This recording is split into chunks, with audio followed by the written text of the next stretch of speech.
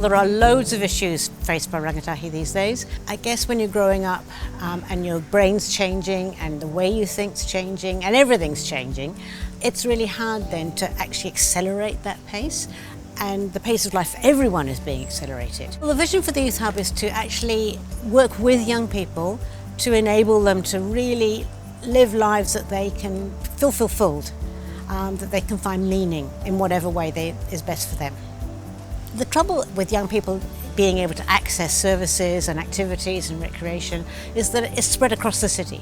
To bring together organisations but also activities in one place, so you don't have to look, you don't have to have transport, and there's no cost. So that tries to exclude as many barriers as possible. Well, housing is really, really important. If you've got nowhere to live, you can't get a job because you're moving around all the time. And if you can't get a job, it's a vicious circle. So the point about the housing is to give you somewhere stable to be, where you can be there for 3 to 18 months while you sort out all the different barriers that there are to getting a job. Most of the time that the calls that we get are relationship calls. There's also those that are trying to make life decisions and they can't really talk to their parents or their friends about it because it really affects them. So they come and talk to a stranger about it. Demand has increased for Youthline over the past year or so, where we've noted that 1 in 5 calls are now suicide calls from our young people. It's kind of become a crisis helpline for those in need.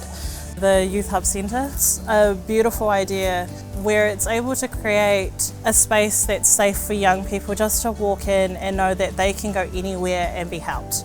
So that young person may walk in with more than just one problem. Rather than us having to do the phone calls or referrals, we can simply be like, oh, actually, let's just take a walk down the hall and let's go talk to these people. And it's just nice to have a place where you're able to express yourself and know that you're being heard.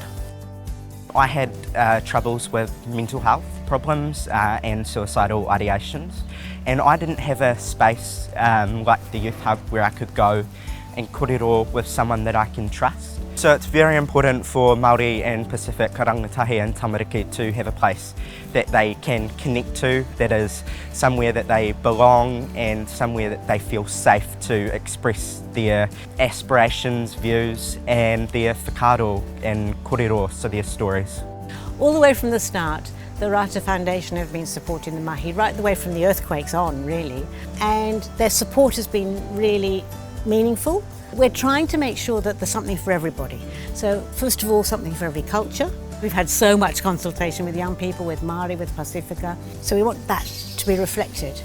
Then we're having obviously services and housing, but I think the really key part is the creativity part. So the creativity in terms of art, in terms of music, in terms of performance, but also recreation and things like a veggie garden on the roof so people can learn some skills. Things like a cafe so people can learn some skills, but also spiritual space where people can be quiet, a sensory room where people can experience some different sensations to take away all that anxiety. And we've got to do it together, else it won't work.